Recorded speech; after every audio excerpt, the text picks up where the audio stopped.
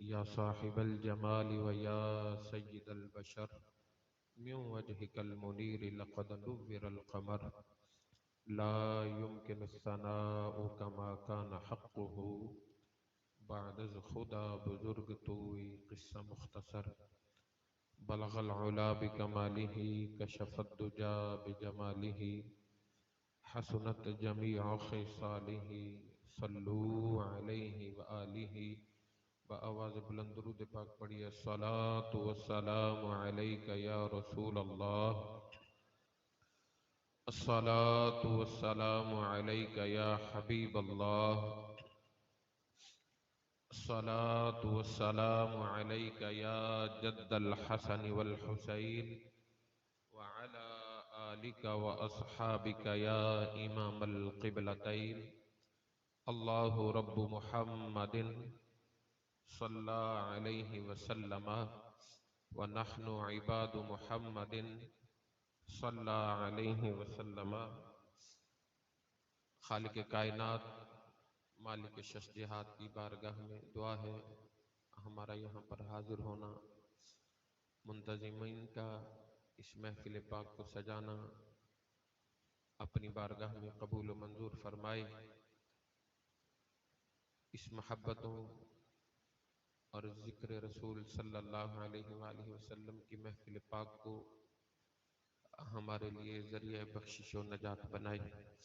آمین یا رب العالمین بجاہ النبی الامین صلی اللہ علیہ وآلہ وسلم.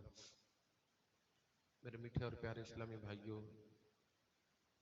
رضوان بھائی کے ایصال ثواب کے لیے ہم یہاں پر اکٹھے ہوئے ہیں. جوانی کے اندر شادی ہونے سے بھی پہلے اپنے بہن بھائیوں کو داغ مفارقت دے گئے. مرنا ہر ایک نے ہے. اللہ رب العالمین نے قرآن کریم میں ارشاد فرمایا کل نفس ذائقۃ الموت، ہر جان نے موت کا ذائقہ چکھا. کل من علیہا فان، زمین پر جو کچھ بھی ہے سب نے فنا ہو جانا ہے. پھر بندہ کہیں پر بھی ہو، کہیں پر بھی ہو،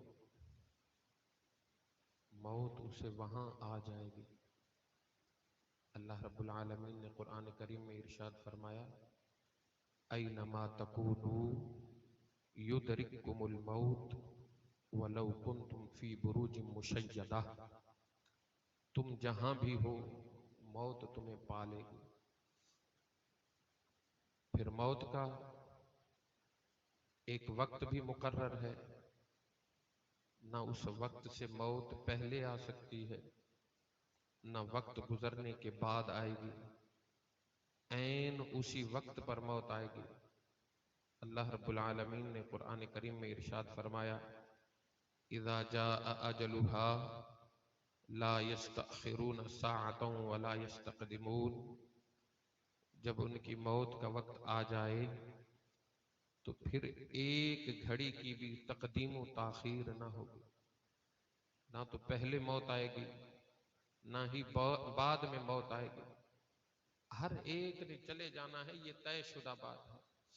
یہ دنیا کی ایسی حقیقت ہے کہ آپ کو دنیا کے اندر بڑے بڑے منکرین نظر آئیں گے، وجود خدا کے منکر، شان مصطفیٰ صلی اللہ علیہ وآلہ وسلم کے منکر، کلام الہی، کلام لا ریب قرآن کے منکر، دین اسلام کے منکر. لیکن موت کا منکر آپ کو کسی فرقے کے اندر نظر نہیں آئے، کسی مذہب کے اندر موت کا منکر آپ کو نظر نہیں آئے گا. کیوں؟ اس لیے کہ کوئی گھر ایسا ہے ہی نہیں کہ جس گھر سے جنازہ نہ اٹھا، کوئی گھر ایسا ہے ہی نہیں کہ جس سے میت نہ نکلی ہو. تو موت ایک اٹل حقیقت ہے. بھائی کیا چیز ہوتی ہے؟ حضرت سیدنا موسیٰ کلیم اللہ علی نبینا وعلیہ السلام سے کوئی پوچھے، جب رب ذوالجلال نے فرعون کا مقابلہ کرنے کے لیے، اسے نیکی کی دعوت دینے کے لیے آپ کو بھیجا، تو آپ نے دعا کی، رب اشرح لی صدری ویسر لی امری واحلل عقدۃ من لسانی یفقهوا قولی واجعل لی وزیرا من اہلی ہارون اخی۔ اے میرے مولا، میرے گھر والوں میں سے کسی ایک کو میرا وزیر بنا دے، اور وزیر میرے بھائی ہارون کو بنا دے۔ بھائی کی وزارت سے ہوتا کیا ہے، بھائی کیا کام کرتا ہے؟ تو موسیٰ علیہ السلام نے عرض کیا، اشدد بہ ازری، مولا جب ہارون میرے ساتھ ہوگا تو میری پشت مضبوط ہو جائے۔ بھائی کے ساتھ سے پشت مضبوط ہو جاتی ہے۔ اور اگر کسی نے بھائی کی محبت پوچھنی ہے، حضرت سیدنا عمر بن خطاب رضی اللہ تعالی عنہ سے کوئی پوچھے، جنگ یمامہ میں آپ رضی اللہ تعالی عنہ کے بھائی حضرت زید بن خطاب بھی شریک تھے، اور حضرت سیدنا عبداللہ بن عمر رضی اللہ تعالی عنہ بھی شریک تھے۔ جنگ فتح ہو گئی، مسلمان شہیدوں کو وہیں دفنا کر جب واپس پلٹے تو مجاہدین کے لشکر کے اندر حضرت سیدنا عمر بن خطاب رضی اللہ تعالی عنہ بار بار اپنے قدم اٹھا اٹھا کے دیکھتے ہیں، ماتھے پہ آنکھیں رکھ رکھ کے دیکھتے ہیں، کسی کو تلاش کر رہے ہیں۔ اتنے میں آپ کا بیٹا عبداللہ بن عمر آپ کے سامنے آ جاتا ہے، ابا جان میں آ گیا۔ تو حضرت سیدنا عمر بن خطاب رضی اللہ تعالی عنہ نے فرمایا، تو آ گیا، مجھے یہ بتا میرا بھائی زید کہاں ہے، میرا بھائی کہاں ہے؟ تو حضرت سیدنا عبداللہ ابن عمر رضی اللہ تعالی عنہ نے بھیگی پلکوں سے کہا، ابا جان میرے چچا حضرت زید بن خطاب نے تو جام شہادت نوش کر لیا ہے، ان کا تو وصال ہو گیا ہے۔ جناب عمر رضی اللہ تعالی عنہ جنہوں نے زندگی میں کتنے مارکوں میں خود محبوب علیہ السلام کے ساتھ شانہ بشانہ جنگیں لڑی تھیں، کتنے شہیدوں کو آپ نے اٹھایا تھا، لیکن جب بھائی کی وصال کی خبر ملتی ہے اپنے بیٹے کا گریبان پکڑ لیتے ہیں اور فرماتے ہیں، الا ہلکت قبل زید، کیا تو زید سے پہلے مر نہیں سکتا تھا؟ ہلک زید وانت حی، میرا بھائی زید مر گیا اور تو میرے پاس زندہ آ گیا۔ تو یہ بھائی کی میں نے کچھ آپ کو محبت کی بات بیان کی، تو حضرت سیدنا عمر بن خطاب رضی اللہ تعالی عنہ کی تاریخ کا حصہ ہے۔ بہرحال بھائی ہو یا کوئی ہو، ہر ایک نے اس دنیا سے چلے جانا ہے، وقت مقررہ پر جانا ہے۔ موت سے فرار ہونے کی کوشش ابلیس نے کی تھی۔ قرآن کریم کی سورہ اعراف آپ پڑھیں، اللہ رب العالمین کی بارگاہ میں کہنے لگا، انذرنی الی یوم یبعثون، مولا مجھے قیامت کے دن تک مہلت دے۔ قیامت کا دن مطلب جب یہ دنیا ختم ہونے لگے گی، حضرت سیدنا اسرافیل علیہ السلام ایک پھونک ماریں گے، سور پھونکیں گے، جتنے زندہ لوگ ہوں گے سارے کے سارے فوت ہو جائیں گے۔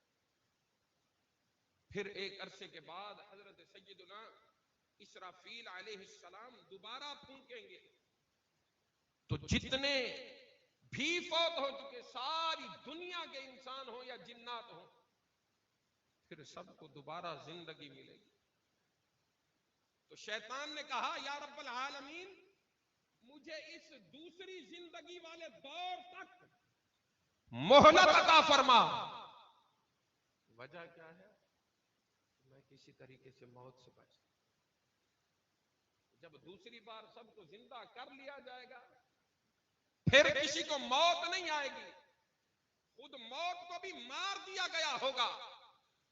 تو اللہ رب العالمین نے فرمایا، انک من المنذرین الی یوم الوقت المعلوم، تجھے مہلت ہے لیکن وقت معلوم تک، پہلے سور تک، پہلی پھونک تک تجھے مہلت ہے. موت کا ذائقہ اے ابلیس تجھے بھی چکھنا، ہر ایک نے مر جانا ہے. تو پھر ڈر کس بات، خوف کاہے کا ہے؟ یارو ہم نماز پڑھتے ہیں نا، تو جیسے ہی مصلی پر کھڑے ہوئے ثنا کے بعد سورہ فاتحہ شروع کی، اہدنا الصراط المستقیم، یا رب العالمین ہمیں سیدھے راستے پر چلا.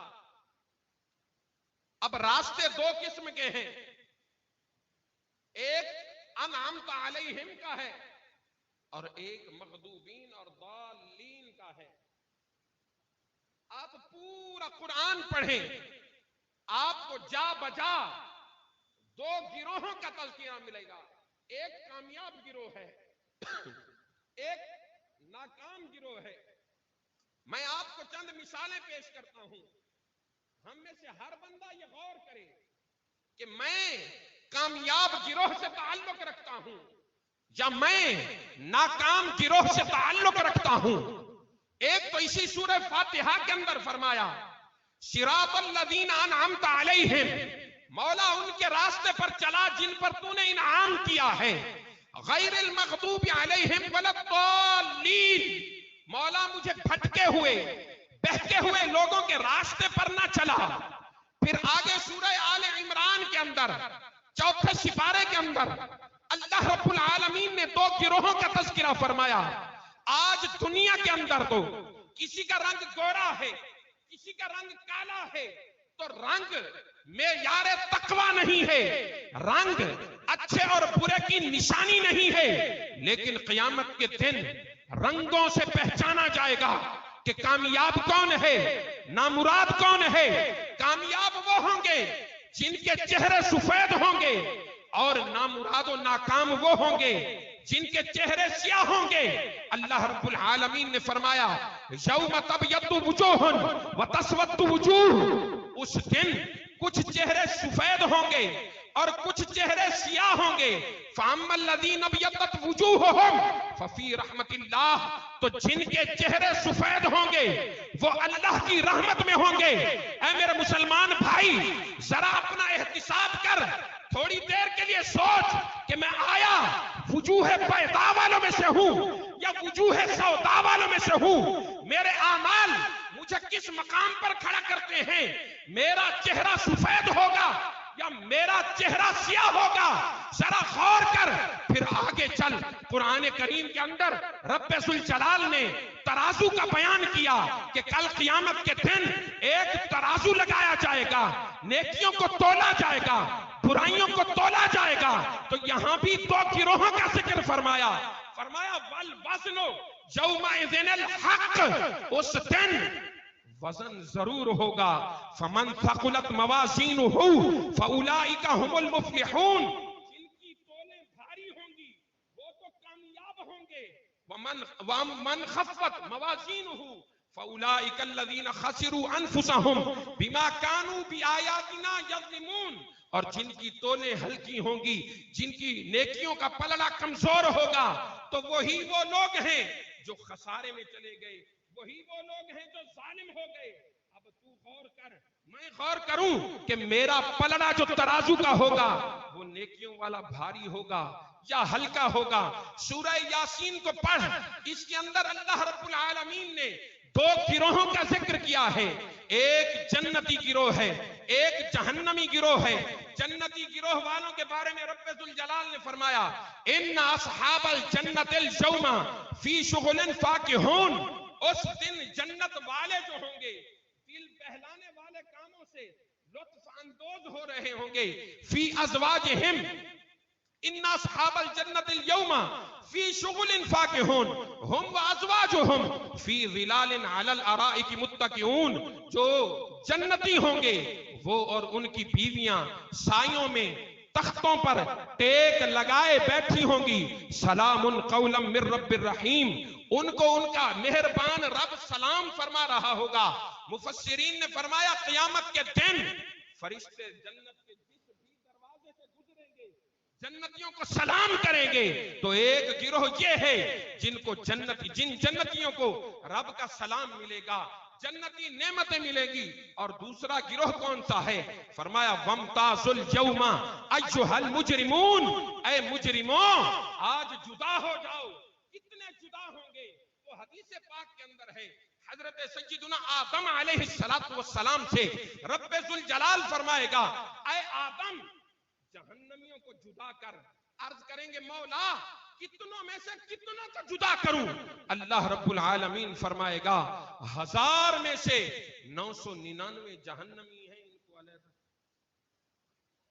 1000 में से 999 जहन्नमी हैं, इनको अलहदा कर।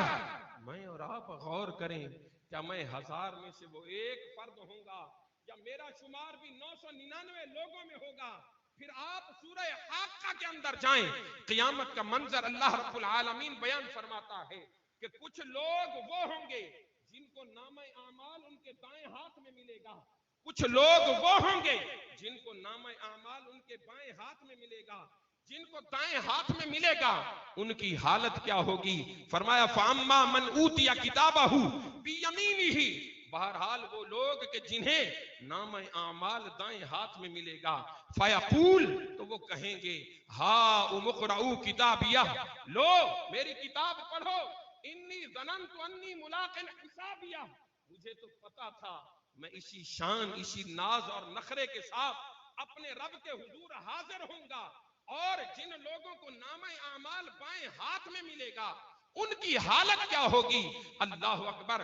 फरमाया व अम्मा मन ऊतिया किताबहू बिशिमालिह, बहरहाल वो लोग जिनको नामे आमाल उनके बाएं हाथ में दिया जाएगा, फयकूल तो वो बेचारा कहेगा या लैतनी लम ऊता किताबिया, ऐ काश मेरा रजिस्टर मुझे ना थमाया जाता, वलम अदरी मा हिसाबिया, और मुझे पता ही ना होता कि हिसाब किस बला का नाम है।